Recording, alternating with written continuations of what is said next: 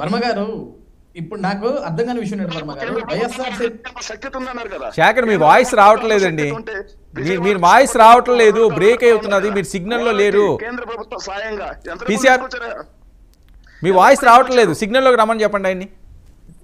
అజయ్ వర్మ గారు, ఇప్పుడు వైఎస్ఆర్సీపీ పార్టీ నాయకులది జగన్మోహన్ రెడ్డి గారి దగ్గర నుంచి ఆయన అనుసరించే ప్రతి ఒక్కరు కూడా ఏంటంటే ఎడ్డేమంటే తెడ్డం, తెడ్డమంటే ఎడ్డం అనే టైప్ తప్ప వీళ్ళు వాస్తవాలు ఒప్పుకోరు.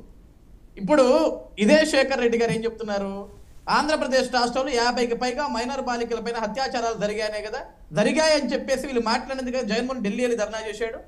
అక్కడ ఢిల్లీ వెళ్ళి ధర్నా చేసినప్పుడు అక్కడ ఉన్న నేషనల్ మీడియా జగన్మోహన్ రెడ్డి గారు can you say some of those names అని అడిగితే ఆయన ఏం చేశాడండి, నవ్వుకుంటూ పక్కెళ్ళిపోయాడు.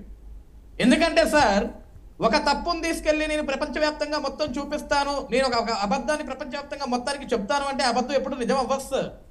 ఈరోజు జగన్మోహన్ రెడ్డి గారు ఏ అబద్ధం చెప్పాలన్నా సరే ఎప్పటికీ, ఇప్పుడు జగన్మోహన్ రెడ్డి గారు నిజంగా అద్భుతంగా చేసి ఉంటే, ఆయన గొప్ప పరిపాలన చేసి ఉంటే 151 సీట్లు వచ్చినట్టు 11 స్థానాలకు పడిపోడు. ఇంకొక మాట మాట్లాడాడు శేఖర్ గారు, వర్మ గారు, శేఖర్ ఆంధ్రజ్యోతిలో ఒక ఆర్టికల్ రాశారు, 18 రోజులుగా ఇంకా కూడా మురికివాడల్లో ప్రజలు. సార్, విజయవాడకు వచ్చిన వరదను చూస్తే ఒక్క రోజులో క్లియర్ అయ్యే వరద కాదు సార్ అది. ఈరోజు నిజంగా చంద్రబాబు నాయుడు వల్ల తప్పిదం జరుగుంటే, నిజంగా కూటమి ప్రభుత్వం వల్ల తప్పిదం జరుగుంటే జగన్మోహన్ రెడ్డి గారు 10 రోజులు అదే వరద ప్రాంతంలో కూర్చొని రాజకీయం చేసేవాడు. అక్కడే కూర్చొని ప్రజలకు కనీసం సాయం అన్న చేసేవాడు. ఎందుకు జగన్మోహన్ రెడ్డి గారు ప్రజల్లోకి రాలేకపోయాడు? 2 రోజులు వచ్చాడు సార్. మొదటి రోజు 10 నిమిషాలు, రెండో రోజు 10 నిమిషాలు, 20 నిమిషాలు వచ్చి చంద్రబాబు గారిని, పవన్ కళ్యాణ్ గారిని తిట్టేదానికి వచ్చాడు. నిజంగా తెలుగుదేశం పార్టీయో, జనసేన పార్టీయో, బీజేపీ పార్టీయో విజయవాడలో ఉన్న వరద ప్రాంతంలో ఉన్న ప్రజల కోసం సహాయం చేయకపోయి ఉంటే జగన్మోహన్ రెడ్డి పార్టీ మొత్తం వచ్చి ఇక్కడ కూర్చునేది. వాళ్ళు రాలేదు. ఎందుకంటే సార్, వరదల్లో కూడా జగన్మోహన్ రెడ్డి ఎక్కడ చెత్త రాజకీయాలు చేస్తే ప్రజలు అక్కడ చొప్పించి కొడతారని భయంతో రాలేదు వీళ్ళు. ఈరోజు వీళ్ళు కూటమి ప్రభుత్వం గురించి మాట్లాడకూడదు వర్మ గారు. సార్, వీళ్ళు ఏమంటున్నారు, 100 రోజుల పరిపాలనలో ఇన్ని జరిగినాయి, దాడులు చేశారు, ఇక్కడ అంబేద్కర్ రాజ్యాంగం నడవట్లేదు, రెడ్ బుక్ రాజ్యాంగం అంటున్నారు వర్మ గారు. సార్, అంబేద్కర్ రాజ్యాంగం అంటేనే ఆంధ్రప్రదేశ్ రాష్ట్రంలో ఈ రోజు అమలవుతున్న రాజ్యాంగం. నిజంగా రెడ్ బుక్ రాజ్యాంగం అంటారు వర్మ గారు. ఆ నిజంగా రెడ్ బుక్ అనేది మీరు నిజంగా మీరు ఓపెన్ చేసి ఉంటే ఈరోజు తాడేపల్లి కొంప పగిలిపోయేది, తాడేపల్లి ఆఫీస్ పగిలిపోయేది. ఏ వైసీపీ పార్టీ నాయకులైతే ఆ రోజు చంద్రబాబు నాయుడు గారిని, పవన్ కళ్యాణ్ గారిని, నారా లోకేష్ గారిని ఎవరైతే అవమానించారు, హీనాతిహీనంగా మాట్లాడారో, ప్రతి ఒక్కరి ఇంటి మీద చెప్పులు రాళ్ళు పడేవి. ఇవేమీ జరగలేదే ఈ రోజు ఆంధ్రప్రదేశ్ రాష్ట్రంలో ఈ 100 రోజుల పరిపాలనలో. సార్, 3,000 రూపాయలు ఉన్న పెన్షన్ 4,000 రూపాయలు వెంటనే చేశాం, ల్యాండ్ టైటిలింగ్ యాక్ట్ రద్దు చేశాం, ఉచితంగా ఇసుక ఇచ్చాం, 16,000 మెగా డిఎస్సీ పోస్టులు విడుదల చేశాం. ఈ రోజు ఆంధ్రప్రదేశ్ రాష్ట్రానికి పరిశ్రమలు తీసుకొస్తున్నారు, పారిశ్రామికవేత్తలు వస్తున్నారు, పెట్టుబడిదారులు వస్తున్నారు. వర్మగా నిన్న ఎవ్రాన్ కంపెనీ CEO సుమన్ కుమార్ గారు చెప్పారు సార్ చంద్రబాబు గారి గొప్పతనం గురించి. మేము ఒక బిజినెస్ మ్యాన్స్ గా ఒక విషయాన్ని, ఒక ప్రాజెక్ట్ అర్థం చేసుకుంటే 4 గంటల సమయం పడుతుంది, అరగంటలో మాకు ఒక ప్రెజెంటేషన్ ఇచ్చాడంటే హ్యాట్స్ ఆఫ్ నారా చంద్రబాబు నాయుడు. అందుకు ఆయన చూసి ఆంధ్రప్రదేశ్ రాష్ట్రంలో మేము పెట్టుబడులు పెడుతున్నామని చెప్తున్నారు. ఏ ఒక్కడన్నా సరే 19 నుంచి 24 వరకు జగన్మోహన్ ప్రభుత్వంలో ఒక్క కంపెనీ అధినేత, ఒక పారిశ్రామికవేత్త జగన్మోహన్ గురించి విధంగా చెప్పాడు వర్మ గారు. ఓకే, ఈ రోజు ఒక్క విషయం ఫైనల్ గా చెప్తా వర్మ గారు, నేను కూటమి ప్రభుత్వాన్ని కూలదొయ్యాలని ఎవడు ఎన్ని కుట్రాలు పన్నినా, లేకుంటే కూటమి ప్రభుత్వం మధ్య ఎన్ని చిచ్చులు పెట్టాలని ఎవడు ప్రయత్నించినా సరే ఎవడు ఏమి పీకలేడు. జగన్మోహన్ రెడ్డి పార్టీ మొత్తం అదాలలోకి వెళ్ళిపోతుంది. లాస్ట్ కి ఒక జగన్మోహన్ రెడ్డి ఎప్పుడో ఒక మాట చెప్తాడు వర్మ గారు, నన్ను చూసి అని. లాస్ట్ కి జగన్మోహన్ రెడ్డి తనను చూసుకుంటే తప్ప ఎవడు మిగలడు అందులో. కిరణ్ సార్, శేఖర్ అంతా కూడా మీరే టార్గెట్. సార్ ఏముంది సార్, జగన్మోహన్ రెడ్డి గారికి అవార్డు ఇవ్వాలి నిజంగా. ఆయన శేఖర్ రెడ్డి ఉన్నారమ్మా లైన్లో, తీసుకోండి. వెళ్ళిపోతాం సార్. ఈ రోజున రాష్ట్రం ఇంతకుముందు ఎలా ఉండేదంటే సార్, ఆంధ్రప్రదేశ్ అంటే అన్నపూర్ణ, లేకపోతే ఆంధ్రప్రదేశ్ అంటే, లేకపోతే హైదరాబాద్ నగరం అంటే, లేకపోతే తెలుగు ప్రజలంటే బెంగళూరుతో పోటీ పడతాం, ముంబైతో పోటీ పడతాం, చెన్నైతో పోటీ పడతాం, మేము ఐటీలో పోటీ పడతామని చెప్పుకునేవాళ్ళు ఇంతకుముందు. జగన్మోహన్ రెడ్డి గారి నాయకత్వంలో ఐఏఎస్లు, ఐపీఎస్లు వీళ్ళు పక్క రాష్ట్రాలకు వెళ్ళి చేసే అరాచకాలు, పక్క రాష్ట్రంలో ఉన్న కేసుల్ని బురదని నెత్తి మీద పూసుకుని జగన్మోహన్ రెడ్డి గారి నాయకత్వంలో, లేకపోతే జగన్మోహన్ రెడ్డి గారి ఆదేశానుసారం వీళ్ళు చేస్తున్న విన్యాసాలు, సర్కస్లు గురించి ఈ రోజున మనం పక్క స్టేట్స్లో పాపులర్ అవుతా ఉన్నాం. ఒక మహిళని ముంబై వెళ్ళి బలవంతంగా తీసుకొచ్చి ఒక పారిశ్రామికవేత్త గురించి, ఒక కార్పొరేట్ వ్యవస్థకి వీళ్ళు కొమ్ము కాసి జగన్మోహన్ రెడ్డి గారికి ఫ్రెండ్ అని చెప్పుకునే ఒక వ్యక్తికి కొమ్ము కాసి పక్క రాష్ట్రంలో ఉన్న మనకి సంబంధం లేని ఒక కేసుని వీళ్ళ నెత్తి మీద వేసుకుని ఈ రోజున మన రాష్ట్రానికి ఎంత మచ్చ తీసుకొచ్చారు సార్. ఈ రోజున ఐఏఎస్లు ఐపీఎస్లు వాళ్ళు ఎంత పరిశ్రమ చేస్తే, ఎంత కఠోరమైన శ్రమ వాళ్ళు చేస్తే ఒక ఐఏఎస్ ఐపీఎస్లు అవుతారు సార్. అలాంటిది వీళ్ళు ఎప్పుడు అధికారంలోకి వచ్చినా కూడా ఐఏఎస్లు ఐపీఎస్లు సస్పెండ్ అవుతారు సార్. ఎప్పుడు అధికారంలోకి వచ్చిన ఐఏఎస్లు ఐపీఎస్లు సస్పెండ్ అవుతారు. ఎందుకంటే వీళ్ళు చేసే కార్యక్రమాలను వాళ్ళ భుజం మీద వేసుకుని, లేకపోతే వీళ్ళు చేసిన ఇన్స్ట్రక్షన్స్, వీళ్ళు ఇచ్చిన ఇన్స్ట్రక్షన్స్ని వాళ్ళు తూచా తప్పకుండా పాటించడం వల్ల వాళ్ళు ఎంతో కష్టపడి సాధించిన మెరిట్ మీద సాధించిన ఐఏఎస్ ఐపీఎస్లు కూడా ఈ రోజున సస్పెన్షన్కి గురవుతా ఉన్నారు. రాజశేఖర రెడ్డి గారు గవర్నమెంట్లో తీసుకున్నా కూడా అదే పరిస్థితి, ఈరోజు జగన్మోహన్ రెడ్డి గారు రాజ్యాంగంలో తీసుకున్నా కూడా అదే పరిస్థితి.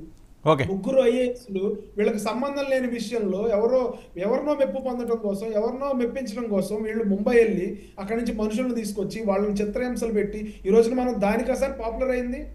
దానికి ఇవ్వచ్చు సార్ జగన్మోహన్ రెడ్డి గారికి అవార్డు. పవన్ కళ్యాణ్ గారికి 13,000 పైచీలకు పంచాయతీలో గ్రామ సభలు పెట్టినందుకు ఇవ్వకూడదు. వీళ్ళు తట్టుకోలేకపోతా ఉన్నారు. గడిచిన 5 సంవత్సరాల్లో వైజాగ్ స్టీల్ ప్లాంట్ కి క్యాప్టివ్ మైన్స్ కావాలని చెప్పి ఎన్నిసార్లు జగన్మోహన్ రెడ్డి గారు కానీ, ఈయనకున్న ఎంపీలు కానీ, ఈ రోజుకి వాళ్ళకి రాజ్యసభ ఎంపీలు ఉన్నారు, వీళ్ళు ఏం పోరాటం చేస్తున్నారు సార్? వైజాగ్ ఈ రోజున వచ్చేసి ఇక్కడ సవత్తల్ ప్రేమ చూపిస్తా ఉన్నారు. వైజాగ్ మైన్స్ కావాలని చెప్పి, మాకు క్యాప్టివ్ మైన్స్ కావాలని చెప్పి ఎన్నిసార్లు వీళ్ళు ధర్నాలు చేశారు, ఎన్నిసార్లు పార్లమెంట్ స్తంభింపజేశారు. శేఖర్, సవతి తల్లి ప్రేమలు చూపించొద్దు, మీరు అధికారంలో ఉన్నప్పుడు ఏం చేశారన్నది వాళ్ళ ప్రశ్న. నేను అదే అడుగుతా ఉన్నాను సార్. మేము అధికారంలోకి వచ్చి 100 రోజులు అనేక రకమైనటువంటి సమస్యలు మేము ఛేదిస్తా ఉన్నాం. జగన్మోహన్ రెడ్డి గారు రాష్ట్రాన్ని కుక్కలు చింపిన విస్తరాకు చేసి వదిలేరు. ఇక్కడ చూసిన అప్పులు అయినా కానీ 1వ తారీఖున పెన్షన్ ఇస్తా ఉన్నారు చంద్రబాబు నాయుడు గారు. ఈ రోజున విజయవాడ నగరం మునిగిపోతే కంట్రీ మొత్తం ఉలిక్కిపడింది. అది మేము కావాలని తీసుకొచ్చాం సార్. ఒక్క నిమిషం. జగన్మోహన్ రెడ్డి గారు ఏదో చుట్టం చూపుకొచ్చి చేతులు ఊపుకుంటా వెళ్ళిపోయి ఇది నేను కట్టాను, అది నేను కట్టానని చెప్పి ఆయన హడావిడి చేసి వెళ్ళిపోయారు తప్ప సార్ ఒక ముఖ్యమంత్రిగా చేసిన వ్యక్తి ఫండింగ్ దేనికి ఇస్తారు సార్? సీఎం రిలీఫ్ ఫండ్కి ఇవ్వాలంటే అంత భయపడిపోవాలా సార్? పవన్ కళ్యాణ్ గారు 6 కోట్ల రూపాయలు ఇచ్చారు సీఎం రిలీఫ్ ఫండ్కి. చంద్రబాబు నాయుడు గారి కుటుంబం సీఎం రిలీఫ్ ఫండ్కి డబ్బులు ఇచ్చారు. జగన్మోహన్ రెడ్డి గారి తండ్రి గారు ఒక సీఎం గా పనిచేసిన వ్యక్తి, జగన్మోహన్ రెడ్డి గారు సీఎం గా పనిచేసిన వ్యక్తి ఈ రోజున 1 కోటి రూపాయలు పార్టీ తరపున ఇస్తారంట. పార్టీ తరపున ఎవరికి ఇస్తారు సార్? మళ్ళీ అక్కడ కూడా మీరు 5,000 ఇవ్వండి, మీరు 10,000 ఇవ్వండి అని చెప్పి పార్టీ నుంచి, పార్టీ కార్యకర్తలు నాయకుల దగ్గర నుంచి అడిగి వీళ్ళు దాని మీద పార్టీ జెండాలు కప్పుతున్నారు. వీళ్ళు ఏదైతే పొట్లాలు ఇస్తా ఉన్నారో, ఏదైతే పాలు ఇస్తా ఉన్నారో, ఏదైతే పాల ప్యాకెట్లు ఇస్తా ఉన్నారో, వాటర్ ప్యాకెట్లు ఇస్తా ఉన్నారో దాని మీద జగన్మోహన్ రెడ్డి గారు జెండాలు కప్పి ఆ పబ్లిసిటీ చేసుకుని 1 కోటి రూపాయలు ఇచ్చామని చెప్పి డబ్బాలు కొట్టుకుంటా ఉన్నారు. సీఎం రిలీఫ్ ఫండ్కి ఎందుకు ఇవ్వకూడదు సార్? ఓకే శేఖర్, సవతి తల్లి ప్రేమలు వద్దు, మీ 5 సంవత్సరాల్లో ఏం చేశారు, స్టీల్ ప్లాంట్కి ఏం న్యాయం చేశారు అన్నది. ఓకే బుజ్జి, ఏంటి మిగతా పార్టీల నుంచో, ముఖ్యంగా వైఎస్ఆర్సీపీ నుంచో జనసేనలోకో టీడీపీలోకి వెళ్తుంటే ఇప్పటికే ఈ నామినేట్ పదవుల్లో ఎవరికి వస్తాయో ఎవరికి రావో తెలియని పరిస్థితి, ఇంత ఉంది, ఇంతమంది పంచుకుండే దుస్థితి అని చెప్పి బిక్కుమంటున్నారు. ఏమైనా వస్తాయా రావా అని చెప్పి కోటి కళ్ళతో ఆశతో ఎదురు చూస్తున్నారు. ఇలాంటి టైంలో మళ్ళీ వేరే పార్టీల నుంచి కూడా ఇందులోకి వస్తే వాళ్ళకి ప్రయారిటీ ఇస్తారేమో కదా, ఇవ్వాలేమో కదా. వాళ్ళకి ఎలా ప్రయారిటీ ఇస్తారు సార్? చంద్రబాబు నాయుడు గారు, పవన్ కళ్యాణ్ గారు ఒకే థాట్ లో ఉన్నారు. ఎందుకంటే ఒకటి ఆలోచించండి సార్, గతంలో జరిగినట్టుగా ఈ రోజున ఎమ్మెల్సీలు కానీ రాజ్యసభ సభ్యులు కానీ ఉంటే వాళ్ళని రిజైన్ చేసి, అంటే వాళ్ళ పదవులు కూడా వదులుకుని పార్టీ కోసం పనిచేస్తే 2029లో మీ భవిష్యత్తు ఏంటనేది ఆలోచిస్తాననే థాట్లో చంద్రబాబు నాయుడు గారు కానీ పవన్ కళ్యాణ్ గారు కానీ చెప్పడం వలన వాళ్ళ పదవులు కూడా వదులుకుని ఇవాళ కొంతమంది రావడం జరిగింది. వాస్తవంగా మనం చూసాం ఆల్రెడీ, రాజ్యసభ్యులు కానీ, రాజ్యసభ సభ్యులు కానీ, ఎమ్మెల్సీలు కానీ. ఇంకా త్వరలో ఇంకా ఎమ్మెల్సీలు అందరూ కొంతమంది రాబోతున్నారు. అలాగే వీళ్ళందరూ వలన పార్టీ కోసం ఇన్ని రోజుల నుంచి కష్టపడిన వ్యక్తుల్ని పక్కన పెట్టి నామినేటెడ్ పోస్టులు ఈ రోజు వచ్చిన వాళ్ళకి 100% ఎవరు, అది వాస్తవం. దాని గురించి నాయకులు కానీ కార్యకర్తలు కానీ 5 సంవత్సరాలు కాదని 5 సంవత్సరాలు నియోజకవర్గంలో ఉన్న వాళ్ళని వేరే పార్టీ నుంచి వస్తే తీసుకుని టికెట్లు ఇచ్చి మొన్న గెలిచిన సందర్భాలు లేవా? ఇదేదో మొదటిసారి జరిగినట్టు అసలు జరగనట్టు చెప్తున్నారు. ఆ పరిస్థితులు లేవా అసలు? ఇప్పుడు అప్పటి వరకు కూడా కనుచూపు మేరలో లేని వాళ్ళందరూ కూడా ఆల్ ఆఫ్ సడన్గా వచ్చి టికెట్లు తీసుకుని గెలిచిన సందర్భాలు లేవా? నేను అదే చెప్తున్నా సార్, ఉన్నాయి. దాంట్లో టికెట్ తీసి గెలిచే వాళ్ళనే, సామర్థ్యత ఉన్న వాళ్ళకే పవన్ కళ్యాణ్ గారు ఇచ్చారు, అది కూడా మీరు నేను గుర్తుంచుకోవాలి. పవన్ కళ్యాణ్ గారి గురించి ఎందుకంటే చెప్పట్లేదు, తెలుగుదేశం పార్టీ అవనండి లేకపోతే బీజేపీ అవనండి ఎవరన్నా సరే అప్పుడు దాకా నేను- వినిపించిన నేను- పేర్లు చాలా నేనైతే వచ్చాయి. జనసేన ఇప్పుడు కూడా గురించి సమర్థతకే పెద్దపీట వేస్తారు, తన పర భేదం ఉండదు. అంతేనా? కొత్తగా వచ్చారా, అంతే, పాత 100% నుంచి ఉన్నారా, ఎన్ని సంవత్సరాలు ఉన్నారా, సీనియారిటీ అవసరం లేదు, సమర్థతకే అక్కడ పదవులు. అదే చెప్పదలుచుకున్నారా? సమర్థతకి వాళ్ళు సమర్థతకి నిజాయితీకి ఆ రెండింటికి పెద్దపీట వేస్తారు. సో పార్టీ జెండా మోసిన వాళ్ళకి కాదు మొదటి నుంచి. అయ్యో, అందులోనే వీళ్ళు ఉంటారు సార్. ఉమ్. నేను ఒకటి అందులోనే చెప్తాను ఏంటండి సార్, నేను చెప్పేది, ఇప్పుడు నేను బయట కాదు నుంచి సార్, వచ్చే కాదు, వాళ్ళకి వర్మ ఎక్కడ గారు, ఖాళీ ఉంది మీరు అంటున్నాను. ఇప్పటికే హౌస్ఫుల్ బోర్డులు వర్మ పెట్టి గారు. కూర్చున్నారు కదా మీరని. వరం గారు చిన్న విషయం సార్, గత వైసీపీ గవర్నమెంట్ లో ఉన్నప్పుడు ఇక్కడ నుంచి టీడీపీ నుంచి వెళ్ళిన వాళ్ళు కానీ జనసేన పార్టీ నుంచి వెళ్ళిన ఏకైక ఎమ్మెల్యే వరప్రసాద్ గారు కానీ రిజైన్ చేసి పార్టీకి రిజైన్ చేసి వెళ్ళారు కానీ పదవికి రిజైన్ చేసి వెళ్ళలేదు. అది మీరు గతంలో ఏం జరిగిందనేది దయచేసి గుర్తుంచుకోవాలి. నేను ఇవాళ ఇప్పుడు అడుగుతున్నానండి, కూటమి గతం నాకు వదిలేయండి. ఇప్పుడు నామినేటెడ్ సమయం ఆసన్నమైంది, ఇదిగో అదిగో అంటున్నారు, ఈరోజు రేపో అంటున్నారు. ఇలాంటి టైంలో బలమైన నాయకులు, బాలినేని లాంటి వాళ్ళు లేకపోతే వాళ్ళ ఫాలోవర్స్ ఇంకా మిగతా ప్రాంతాల నుంచి కూడా పెద్ద ఎత్తున వస్తే వాళ్ళకి ఏదో ఒకటి ఇవ్వాలి కదా. ఇవ్వకుండా ఖాళీగా వచ్చి వాళ్ళు సర్వీస్ చేయమంటే చేసే పరిస్థితి ఉండదు. సో అలాంటప్పుడు ఇబ్బంది అవ్వదా అంటున్నాను. 100% చేస్తారు వర్మ గారు, 100% సేవ చేస్తారు. సరే, మళ్ళీ మనం ఎందుకంటే డిస్కస్ చేద్దాంలేండి. అయితే మళ్ళీ దాని మీద డిస్కస్ చేద్దాం. అజయ్, ఏంటి నామినేటెడ్ పదవి మీద ఒక క్లారిటీ వచ్చిందా, రిపోర్ట్ ఏమైనా వచ్చిందా? యువకులు చాలా కష్టపడ్డారు, నువ్వనో లేకపోతే ఈయన దాసరి కిరణనో అహర్నిశలు, ఏంటి వర్మ పరిస్థితి? గారు, ఈ నామినేటెడ్ పదవుల విషయంలో మాకు ఇప్పటికే నమ్మకం ఉంది.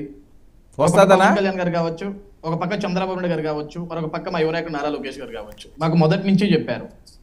గడిచిన 5 సంవత్సరాల్లో జగన్మోహన్ రెడ్డి పాలనలో జగన్మోహన్ రెడ్డి పరిపాలన ఢీ కొడుతూ ఎవరైతే పోరాడారో ప్రతి ఒక్కరికి మేము న్యాయం చేస్తాం, ఎవరిని కూడా మేము అన్యాయం చెయ్యం. ఎప్పటికి ఇది? అప్పుడే 100 రోజులు అయిపోయింది, టైం వేస్ట్ కదా. 5 సంవత్సరాల్లోని వర్మ 3 గారు, నెలలు కాలం పోయింది. నామినేటెడ్ పదం అంటే రేపు పొద్దున్న తీసుకొచ్చి ఎక్కించేది కాదు సార్. ఇప్పుడు కూటమి ప్రభుత్వం ఉంది, అందరినీ సాటిస్ఫై చేయాలి సార్. ఇప్పుడు గ్రామ స్థాయి నుంచి చంద్రబాబు నాయుడు గారు కానీ పవన్ కళ్యాణ్ గారు చెప్తున్నారు, గ్రామ స్థాయి నుంచి రాష్ట్ర స్థాయి వరకు ఎవరెవరైతే కార్యకర్తలు కష్టపడ్డారో ఆ రిపోర్ట్ మొత్తం తెప్పించుకుంటారు, ఆ డేటా మొత్తం స్థానిక ఎమ్మెల్యేల ద్వారా ఓకేలేండి. కాదు, ఈ రోజు తెప్పించుకుంటారు. క్యాబినెట్ లో దీని మీద కూడా ఆమోదముద్ర వేయిపోతున్నాడు, ఎవరో లిస్ట్ రెడీ అన్నారు, అది ఏమన్నా లీక్ అయిందా? లేదు వర్మ గారు, అది ఏదన్నా సరే అధిష్టానం దగ్గర నుంచి వచ్చిన తర్వాత చూడటం తప్ప మా దగ్గర అయితే ఎటువంటి లీక్స్ లేవు. సో మీ అందరికీ న్యాయం జరుగుతుంది. 100%. కిరణ్, ఏంటి పరిస్థితి? సార్, దానికి సంబంధించి రకరకాల ఊహాగానాలు సోషల్ మీడియాలో చక్కర్లు కొడతా ఉన్నాయి. కానీ టీడీపీదో లిస్టు, జనసేనదో లిస్ట్ అని 100% పవన్ కళ్యాణ్ గారు, జనసేనకు సంబంధించి పవన్ కళ్యాణ్ గారి నిర్ణయం ఫైనల్ ఉంటుంది. తెలుగుదేశానికి సంబంధించి చంద్రబాబు నాయుడు గారు, లోకేష్ గారి నిర్ణయం ఫైనల్ ఉంటుంది. సో ఏదేమైనప్పటికీ పార్టీ కోసం ఎవరైతే కష్టపడ్డారో వాళ్ళందరికీ కూడా సముచిత స్థానం ఇరు పార్టీలు కల్పిస్తాయి అనటంలో ఎటువంటి సందేహం లేదు. ఎవరిని ఎక్కడ అకామిడేట్ చేయాలనేది ఖచ్చితంగా అధిష్టానానికి తెలుసు. సో దానికి సంబంధించి ఉంటుంది. కానీ ప్రజెంట్ అయితే మాకు ఎటువంటి ఇన్ఫర్మేషన్ లేదు సార్, ఎప్పుడు వస్తుంది లిస్ట్ అనేది. Okay, right. Thank you so much. Dasara చేసిన పాలనందుకు థ్యాంక్ యూ అండి. కలపాలం బుజ్జి చర్చ